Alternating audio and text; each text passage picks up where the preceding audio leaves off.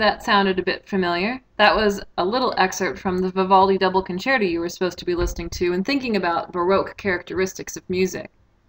I think it's a wonderful, wonderful, exuberant version of the piece of music, so I hope you enjoyed listening to it. Now it's time to meet the composers of the era, such as Antonio Vivaldi, who wrote that beautiful concerto. We're going to be talking about three particular men who wrote music during this period: Johann Sebastian Bach, Arcangelo Corelli, and Antonio Vivaldi. There were tons of composers and musicians during this era, because again, as you know, it was one of the more stable professions to be a part of, even though you were basically a slave to the courts and the church. Many people pursued careers in these fields, but these were the three men who have lasted through the centuries and are still important and loved today.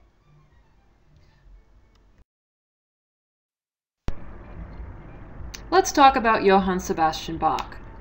After this particular video, you're going to be going on to listen to all of the listening examples for this particular unit, but I wanted to introduce to you the three great composers first.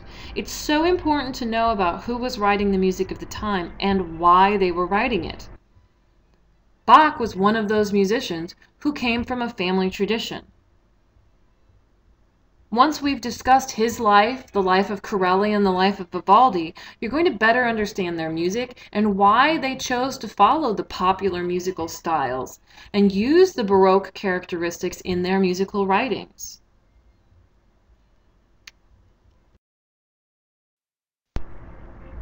Right at the top of the slide here, you can actually see a manuscript copy of Bach's handwritten music. I think it's really neat to see what his actual handwriting looked like. And you can actually see, if you look, the 4th, 5th, and 6th words there are J.S. Bach, original signature manuscript, written out in German. It's really spectacular that they have so many of his original scores still that we can study and see today. Bach was the greatest of Baroque composers. He came from a musical family. His father was a church organist before him, and after him he had 4 sons who went on to become composers. He was born in Germany and lived in Germany for his entire life. His first job was actually as a church organist, just like his father. After that, he gained some prestige and became wider known, so he was allowed to work in the courts as an organist. After that, he worked in the courts as a violinist because, of course, in that period, you didn't just play one instrument, you played several, and you had to be good at several of them in order to get the good jobs. Finally, he got the job as the director of music at the St. Thomas Church. That position was very prestigious, and he held this job for the last 27 years of his life. He had control of 4 churches' music programs. Just think about that. In Europe, where the church is such a large part of society at this point, that meant he was writing music that was heard by thousands every week of his life. But that was good for Bach because Bach was very religious. He had decided that he was going to break from the Catholic tradition and become a Lutheran, which is a branch of the Protestant church, which was still very new at the time. He was twice married and had 20 children. And like I said before, 4 of his sons went on to be composers like him. While he was the director at the St. Thomas Church, he was responsible for playing the organ every week at church, for composing new music every week. He had to compose large works and small works, works that had movements, works that were single movements. Those works included orchestra works, choir works, and works for soloist and chamber ensembles. He also ran a music school that was a part of the church system he worked for. He led rehearsals, he taught lessons, he wrote out his music, he took care of the instruments at the churches. He was a very busy man and still had time for a family of 20 children. Interestingly enough, and I think this is one of the most captivating things about Bach, he was not considered to be an important composer at all while he was alive. He was considered to be an amazing organist, a fantastic teacher, and a great conductor, and really someone who was just famous across Europe for being the epitome of the Baroque musician. But nobody really loved his music because he was writing at the height of the Baroque period, which, while of course that means that the Baroque period was alive and thriving and so much Baroque music was being written, people were also starting to move on from the period. It was the beginnings of the classical era, and so people weren't paying attention to the music he wrote because it seemed like it was simply more of what was already popular and nothing new and innovative. But the thing was, he lived in a period where that type of music was perfected. His music was the most perfect form of the Baroque. When you listen to every single composition he wrote, if it is performed today in a period performance, meaning it was on the original instruments and it's in the original Baroque style, you're going to hear everything we just talked about. The use of polyphony, the use of terrace dynamics, unity of mood, contrast between movements of pieces. Bach was an exciting composer. It simply wasn't realized that he was an exciting composer until his music was rediscovered in the 1800s. He's been popular ever since because his music is just so phenomenal. He wrote in all Baroque forms, and we're going to talk more about those Baroque forms in just a bit. And he combined technical mastery with emotional depth. In other words, he really was amazing at writing music. And he also was amazing at creating music that was beautiful to listen to.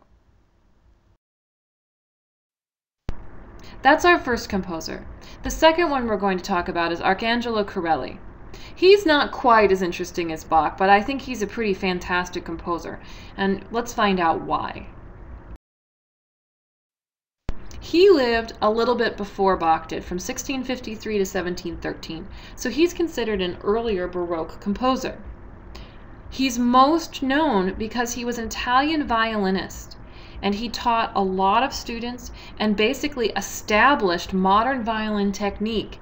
He's the man who made it possible for the violin to sound like it does today, because back in 1600 and in 1650 and 1700, the violin was a very weak, quiet instrument.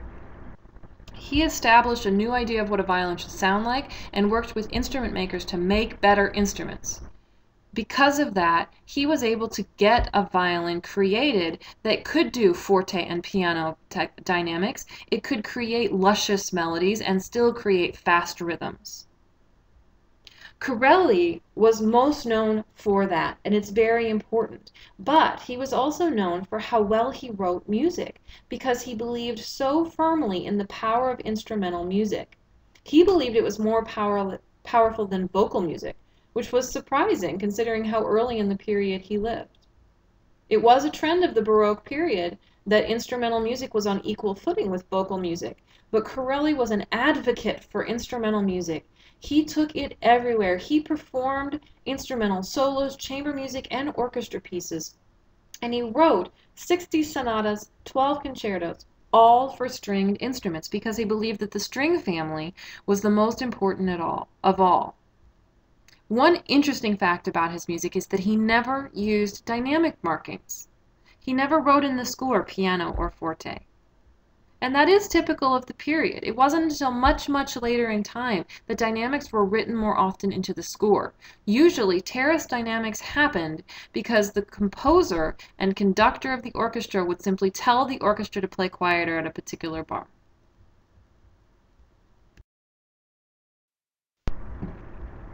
Finally, we have Vivaldi. Pretty cute, huh?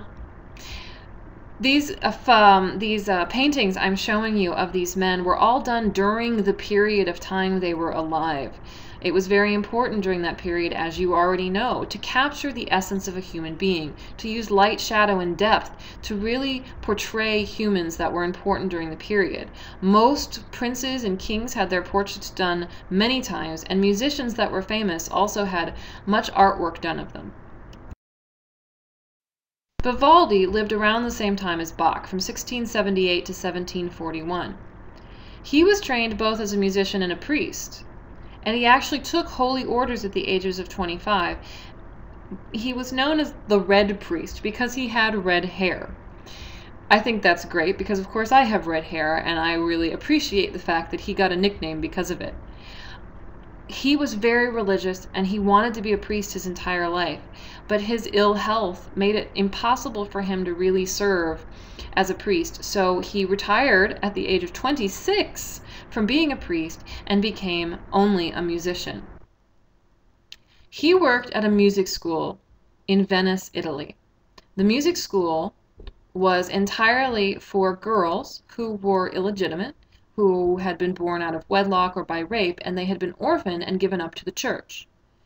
There were many orphanages such as this at the time. Vivaldi taught violin, he wrote compositions, he taught composition, and he conducted an orchestra of these girls that he himself trained. The girls performed every single Sunday at large churches across Europe and were considered one of the finest orchestras of the entire era, mostly because they worked with Vivaldi and he was such a phenomenal musician and composer. Vivaldi himself was famous throughout Europe until the very latest years of his life.